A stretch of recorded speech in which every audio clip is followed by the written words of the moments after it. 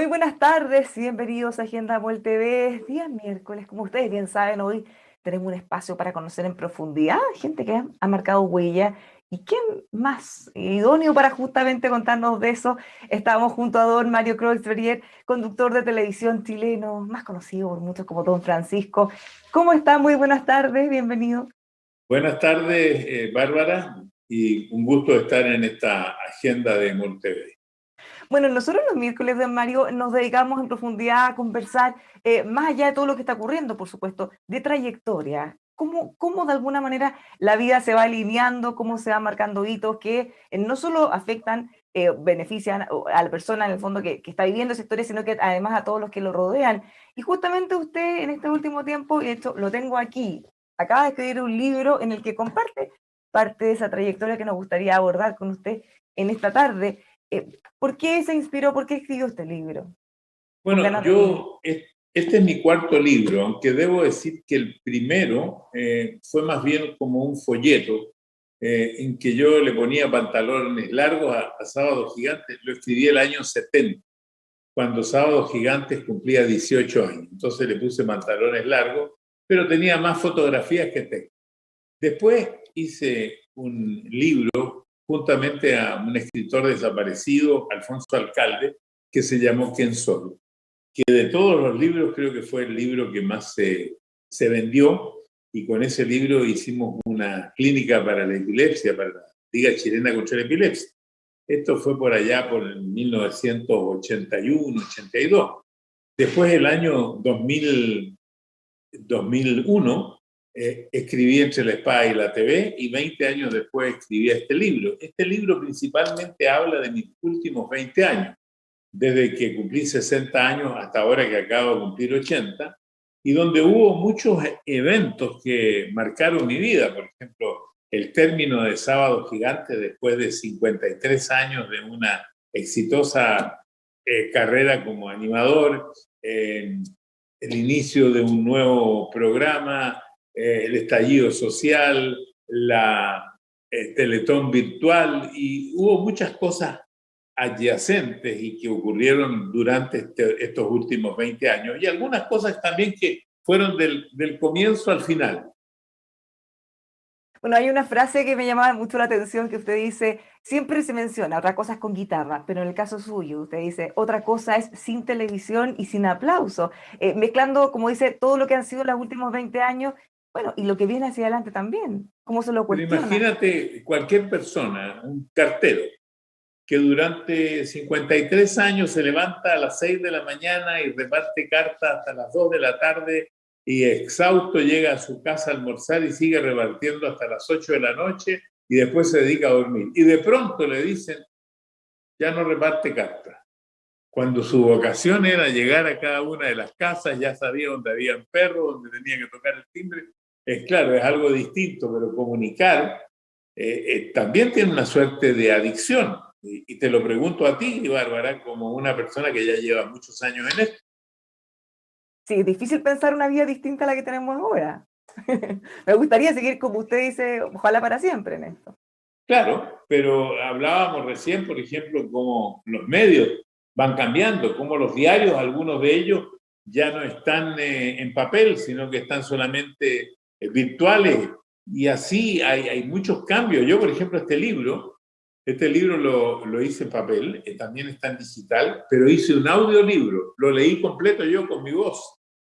Entonces, hay una página que se llama conganasdevivir.com, donde la gente que quiera el audiolibro puede tener un audiolibro, lo pone en el cassette si no le gusta leer, y lo puede escuchar. Y Oye, lo pero hice que además, este es como único, no creo que haya otro que lo haya hecho, lo hice en cámara. Por lo tanto, queremos hacer unos pequeños segmentitos como teaser, como mostrando cómo se hizo este libro, cómo se escribió. Después de estar escrito, lo leí. o sea, comunicando hasta el último segundo con todas las formas. Ahora, volviendo a su trayectoria, don Mario, y pensando en el ejemplo que usted nos daba en el cartero, claro, hay carreras que en general tienden a ser más estables o iguales en el tiempo. Las comunicaciones no lo son. Usted, mejor que nadie lo sabe, después de tantas décadas, la forma de comunicar ha cambiado muchísimo. La forma, los medios, los canales, canales me refiero a los mecanismos también. ¿Cómo ha visto usted ese cambio desde Bueno, que imagínate, comenzó hasta ahora? tengo que hacerte un poco de historia. Cuando empezó la televisión y se empezaron a cerrar todas las salas de cine en Santiago, hasta la última que se cerró fue el Cine Rex, me acuerdo. Yo dije, se acabó el cine, se lo comió la televisión. Wrong. Aparecieron los multicines, ya no se hacen películas así con 15.000 y 30.000 extras, pero se hacen películas de muy buena calidad en una casa con 7 actores. Cuando llegó la televisión y las radios empezaron a cerrar sus estudios donde tenían una audiencia de 300, 400 personas, show en vivo todas las noches, 5 o 6 horas con artistas internacionales, radio, teatro, y todo eso se empezó a achicar, achicar. Yo dije, oh, la televisión se comió la radio. Wrong. La radio hoy día es distinta, es una pieza con tecnología, pero la radio tiene su lugar, tiene su sitial. Por lo tanto, yo creo que lo mismo fue pasando en la televisión. Yo empecé en la televisión en blanco y negro. En la televisión donde uno tenía que desenchufar, había pocas casas donde había televisor en el dormitorio. Yo tenía uno, pero tenía que desenchufarlo para no tener que levantarme porque no existía el control remoto. Cuando apareció el control remoto, la televisión cambió. Fue como la vida entre parejas antes y después de los anticonceptivos. Aquí el control remoto cambió la velocidad, cambió muchas cosas en la televisión. Porque además la Entre medio de eso posibilidad de que apareció uno el podía, color. además la posibilidad de que uno pudiera cambiar de canal, o sea, si uno se aburre con algo rápidamente, a un clic se va a Bueno, otro ahí lado. era cuando entonces empezó la publicidad integrada, porque cuando tú cambiabas, empezabas una tanda en este canal, tú te ibas al otro canal que no estaba en tanda. Después a todos se les ocurrió hacer la tanda al mismo tiempo. Y así, la televisión ha ido cambiando. Se han agregado comunicaciones, porque ahora si uno necesita algo rápido, lo manda por WhatsApp, ¿verdad? Ahora si uno tiene buen humor, lo hace en TikTok, que eso no había antes. Ahora, si uno quiere mandar un video, alguien le dice, mándame un video para el cumpleaños, uno se pone aquí frente a ella, happy birthday to you. Eso no existía. Todo eso fue cambiando.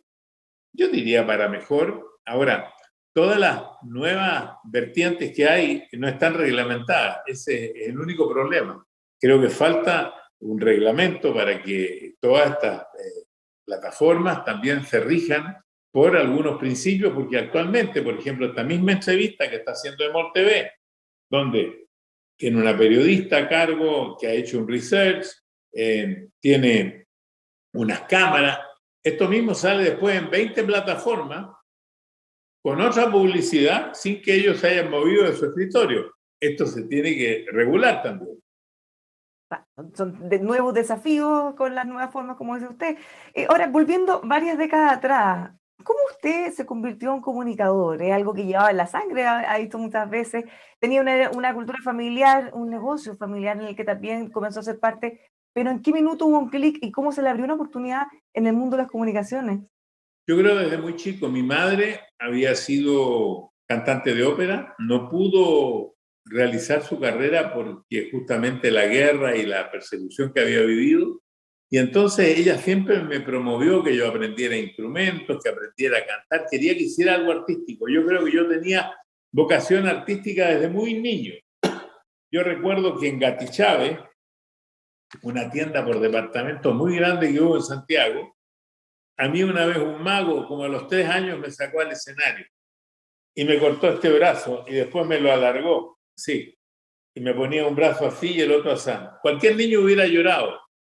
Yo parece, cuenta mi madre, o contaba mi madre, yo estaba feliz. Yo creo que desde ahí yo sabía que quería hacer algo en el escenario, algo con el público, algo con el aplauso. Claro, y eso va marcando hacia adelante. ¿Y cómo tuvo la oportunidad? Porque una cosa es tener las ganas, bueno, y Bueno, otra es la abrirse el oportunidad camino. se me dio cuando yo llegué a Nueva York a estudiar la única profesión real que tengo, que es de técnico modelista en la Universidad Técnica de Nueva York. Yo entré a un hotel muy modesto que todavía existe en Nueva York, que se llama Hotel Stanford, está en la calle 32 y Broadway. En ese hotel yo vi una radio muy similar a la radio que había en mi casa. Esto era 1959. Era una Grundig que tenía una tela adelante. Y esta radio, en vez de tener una tela, tenía un vidrio. Cuando yo la encendí y vi que era una radio que se podía ver y escuchar, algo clic hizo en mi cabeza instantáneo. Dije yo, lo que estoy estudiando yo no es el futuro. El futuro está aquí, en la radio que se ve y se escucha. Ese fue mi primer contacto con la televisión. Cuando volví a Chile, ya titulado, se estaban haciendo las primeras pruebas. Yo volví a fines del 61, las primeras pruebas para el Mundial del 62. Y yo me fui a presentar diciendo de que yo había visto más televisión de todos los que estaban ahí, y era verdad porque había visto 2 años de televisión para aprender bien el idioma y también buscando ideas. Y claro, eso me costó, porque yo no era una persona conocida, me costó más de un año, hasta que finalmente me dieron una pequeña ventanita, una oportunidad, en agosto de 1962. O sea, mucho antes que tú nacieras. Ni cuando... Además es un año icónico en Chile, me creo que tiene que haber sido, o sea, todo girando en torno también al Mundial. Sí, el Mundial trajo la televisión y de ahí empezó modestamente. Acuérdate que en ese entonces la gente que tenía en un barrio un set de televisión lo arrendaba y la gente lo iba a ver como en el cine. ¿Cómo nace Sábado Gigante? Y Sábado Gigantes nace porque inmediatamente después de que yo comienzo en la televisión, bueno, primero me echan y después me retoman. ¿Y por qué Y lo finalmente, echaron? al terminar el año, me dicen, mira, sabes, tú eres, sí, la gente te quiere, muy bueno, pero tú no eres profesional. La televisión en ese entonces transmitía de domingo a viernes. El sábado lo ocupaban para limpiar los equipos. Y el director, don Eduardo Tironi Arce, me propuso, me dijo, ¿qué te parece si te damos 1 hora el sábado? Vamos a parar de limpiar los equipos de 5 a 6 y ahí partes tú. ¿Y qué hago? Bueno, me dice, mira, tenemos unos cartoons, estos cómics, que como le llamaban aquí, los monos animados, y tú los presentas. Entonces, me dieron un uniforme que perteneció a un locutor fallecido hace muchos años, Eduardo Brunner, que medía como 20 centímetros más que yo, que era un traje de domador, de circo, así, de domador de animales. Me lo puse y con eso empecé yo a anunciar los cartoons. Así empecé.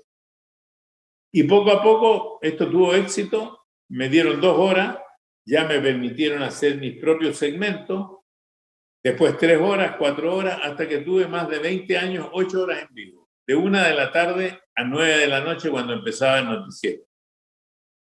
Ahora, esto nos marcó a todos, o sea, yo recuerdo perfecto los fines de semana en familia porque además habían muchas actividades, habían concursos y en esos tiempos eran concursos con premios que realmente le cambiaban la vida, o sea, uno vibraba cuando alguien, no sé, decía alguna palabra, se paraba, bajaba y le amoblaba la casa completa. Cosa Sí, como y esa habían que... algunos premios que todavía me pregunto para qué servían. Que yo cuando a veces veo REC, donde pasan programas de hace 40, 50 años en el Canal 13, y veo que le regalo a una persona un cuchillo eléctrico. Y yo me pregunto, ¿para qué sirve un cuchillo eléctrico? Porque ahora no hay cuchillo eléctrico.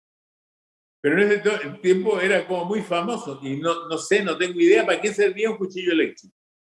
Para cortar la carne. Lo que pasa es que ahora existen cuchillos con más filo y son también más Y fáciles. había cosas, por ejemplo, mira, regalábamos radiograbadoras. ¿Quién tiene radiograbadoras si en este aparato está todo? Bueno, eso es un reflejo también de cómo han cambiado los tiempos. Calculadora. ¿Qué más regalábamos? La mayoría de las cosas que regalábamos hoy día no sirven. Bueno, pero estaba hablando de otros tiempos. ¿Y cómo ve usted que ha cambiado la forma de comunicar también? Porque no solo han cambiado Bueno, los ya la formatos. forma de comunicar es muy distinta. Yo creo que el futuro de las comunicaciones está en la radio con esto, la televisión con esto. O sea, los medios de comunicación en general con esto. Claro, el alcance de la mano en el minuto, hora y lugar donde uno quiera, en el fondo. Claro, porque si, por ejemplo, estamos haciendo esta entrevista en Emol TV y ustedes quisieran saber, a ver, cómo me queda el pelo blanco, por poner un ejemplo, y le van a preguntar a la audiencia, ¿no? Entonces, dice, mira, y vas a ver, por ejemplo, te vieron 1000, 10.000, 100.000, no sé, y dice, oye, el 82% dice que el pelo blanco te queda mal o que te queda bien. Y podemos discutir sobre esto y después hace otra pregunta. ¿Debe teñirse el pelo? Entonces el 72% dice que no. Otros dicen que sí. Eso solamente como encuesta, pero yo también podría entrar participando no a través de un Zoom, como estoy ahora, sino a través de WhatsApp, con mi imagen. Claro, por ejemplo. O el hecho de que podamos estar en distintos países hablando al mismo tiempo como si estuviéramos en el mismo estudio, por ejemplo. Claro.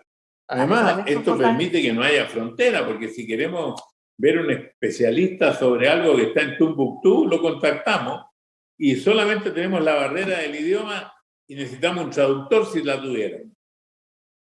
Ahora, pensando en las miles de anécdotas que deben haber ocurrido en esos tiempos, alguna que usted recuerde, otro programa, porque este programa fue tan exitoso que por supuesto se trató de replicar, parecía que había una fórmula perfecta, pero que no funcionaba en cualquier lugar o con cualquier persona, sino que más bien era su programa, solo con usted en ese canal. Bueno, cuando se terminó, yo tenía un contrato de palabra, no un contrato, tenía un acuerdo de palabra para que al final de ese año yo entregaba el programa y el programa continuaba con otros animadores jóvenes. Eso no llegó a darse. La compañía sintió que tenía mejores posibilidades de otra forma. Así que en eso fallé, porque me hubiera gustado que el programa continuara con otra generación. ¿Le pasa algo parecido con la Teletón? Pensando en que desde hace Bueno, muchos la años Teletón siempre se ha tiene que ser hablado lo de su mismo, sucesor. claro, pero yo creo que la Teletón es tan extraordinario el trabajo que se ha hecho, tan fantástico, tan productivo, que yo creo que todo Chile la va a apoyar para que una nueva generación se haga cargo. Y eso ya tiene que pasar ahora. Como dicen los noticieros, ahora le ponen ahora. Ahora tiene que pasar. Bueno, que siempre se considera, esto es un tema que se habla hace muchos años. ¿Quién va a ser el sucesor de don Francisco? ¿Cuándo? Bueno, usted desde hace mucho tiempo también viene diciendo ahora, pero Bueno, pareciera que está yo entrando lugar. yo lo propuse hace 10 años. Y entonces me dijeron, respuesta fue, a caballo ganador no se le cambia el jinete. Que era una respuesta más bien desde el punto de vista empresarial. Pero yo creo que eso fue un error. Hay que cambiar el jinete y lo vamos a cambiar y yo voy a ayudar a que la nueva monta pueda galopar. ¿Cómo surgió la Teletón? Porque también es algo que ha marcado mucho su vida. Bueno, no sé si sabes que en este libro yo cuento que por primera vez tomé un psiquiatra y justamente en la sesión de ayer hablamos de la Teletón, porque yo le decía que estamos justo en este proceso. Entonces me dijo que, como él es un terapista, me dijo que esto había que buscar la historia. Primero me preguntó por qué había nacido. Yo le dije, bueno, nació porque yo sentí en algún momento de la vida de que la televisión me había dado tantas ventajas de popularidad económica, mejor pasar con mi familia, que yo quería devolverle a ese público sin rostro, de alguna manera, y busqué diferentes alternativas, pero él me dijo que esto tenía que ir más atrás, que si algún familiar mío había hecho cosas sociales, le dije que no, me dijo a lo mejor esto está en la educación tuya, le dije es posible que esté en mi educación de querer hacer cosas solidarias, de ayudar, y entonces fuimos juntando cómo se fueron dando las cosas, y las cosas se fueron dando. En primer lugar, yo hice varios intentos de otra manera que no resultaron. Yo quería, por ejemplo, hacer 80.000 jaulas con conejos para las personas que en ese momento no consumían carne. Las clases más modestas de Chile en la década del 70 no consumían carne, o muy poca. Y esto se podía hacer con una dieta porque los animales, los conejos comen solamente las sobras que hay en la casa. Pero eso fracasó porque el plan piloto produjo una plaga de conejos donde lo hicimos y se suspendió.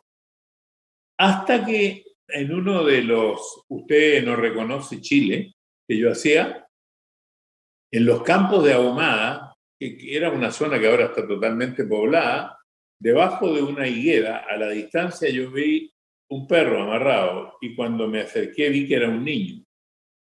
Y yo me violenté mucho porque ese niño era como mis hijos en ese entonces. golpeé en la puerta de la casa que estaba detrás de la higuera, no salió nadie. Desde el fondo del campo, una señora muy asustada me empieza a dar explicaciones, me dice, mi hijo es débil mental, tengo 4 hijos más, mi marido tuvo un accidente con el tractor, yo trabajo en el campo, no pude hacer otra cosa. Entonces yo intuí que había algún problema con los niños. Eso es lo primero.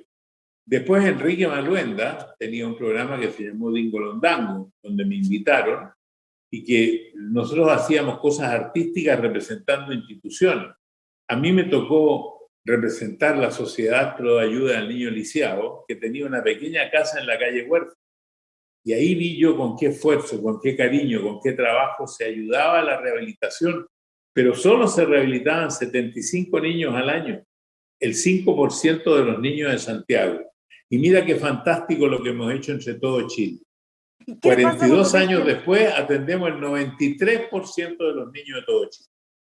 ¿Qué le pasa cuando ve gente que discute o que critica, más que la Teletón, el hecho de no tener una instancia pública que se haga cargo, pero que finalmente termina de alguna u otra manera perjudicando la obra de Teletón? ¿Qué le pasa a usted cuando escucha eso? Bueno, yo creo que la Teletón es algo que la sociedad chilena debiera mantener y depende de la sociedad chilena.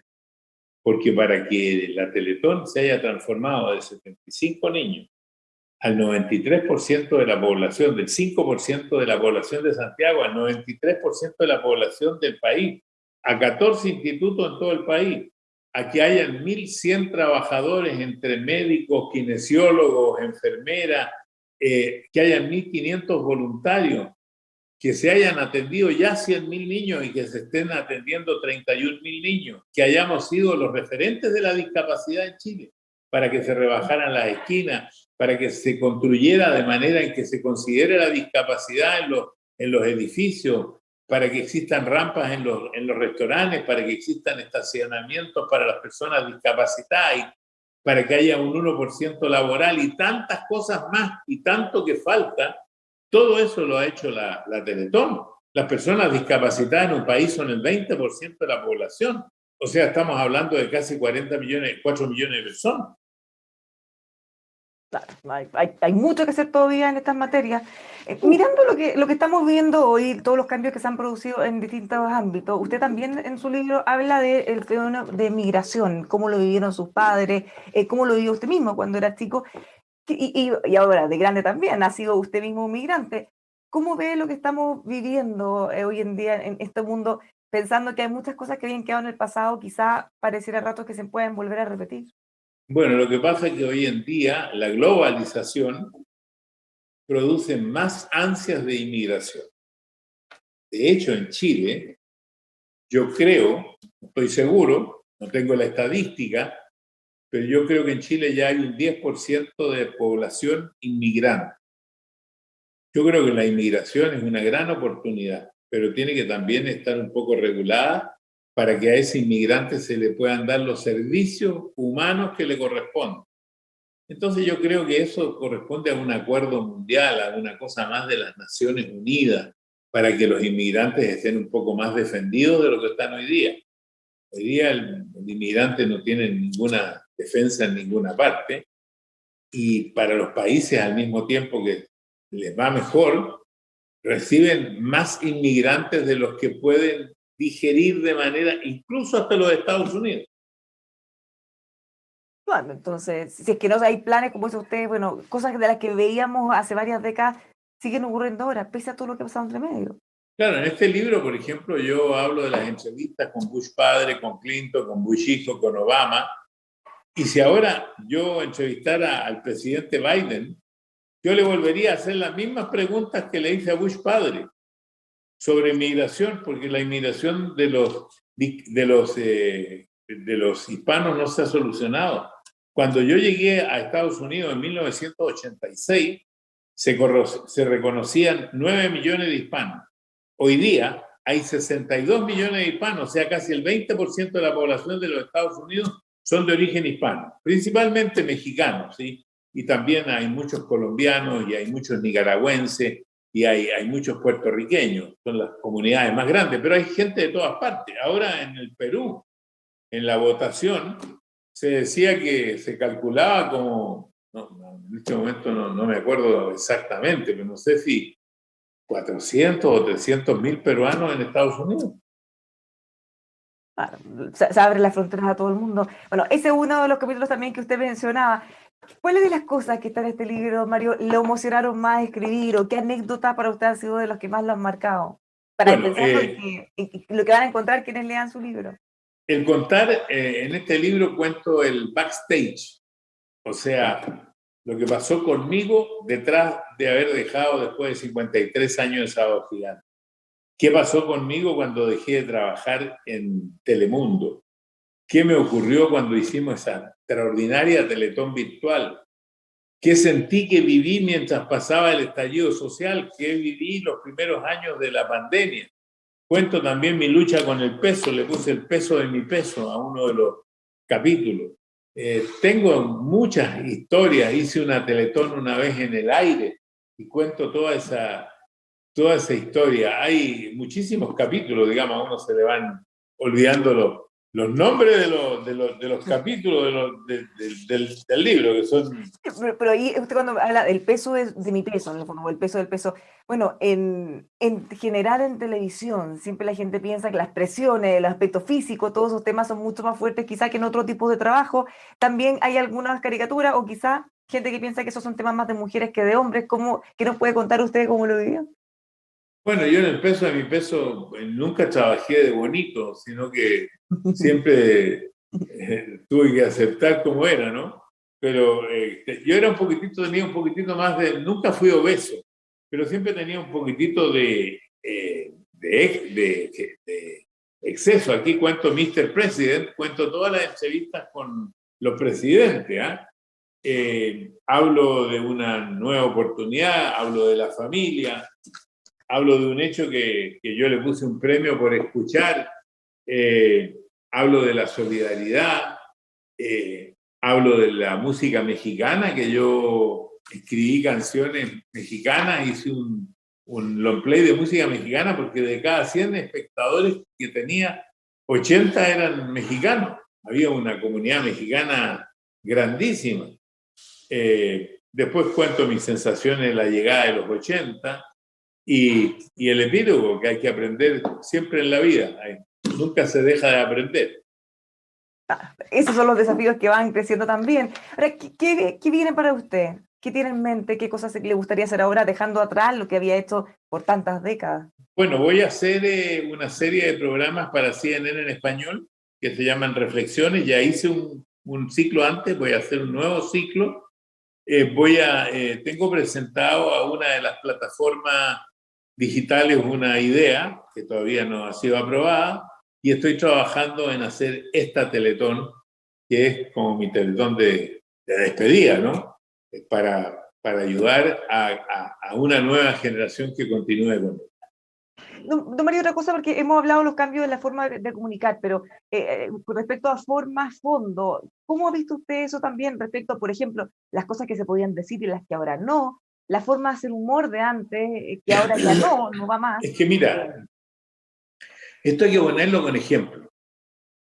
Cuando llegó el primer automóvil a Chile, el reglamento decía que delante del automóvil tenía que ir un tipo con una bandera roja anunciando a 50 metros adelante de que venía el auto para que los carruajes que iban por las otras calles, los caballos no se espantaran. Bueno, hoy día no hay carruaje, está el automóvil y aquí hay muchos automóviles eléctricos.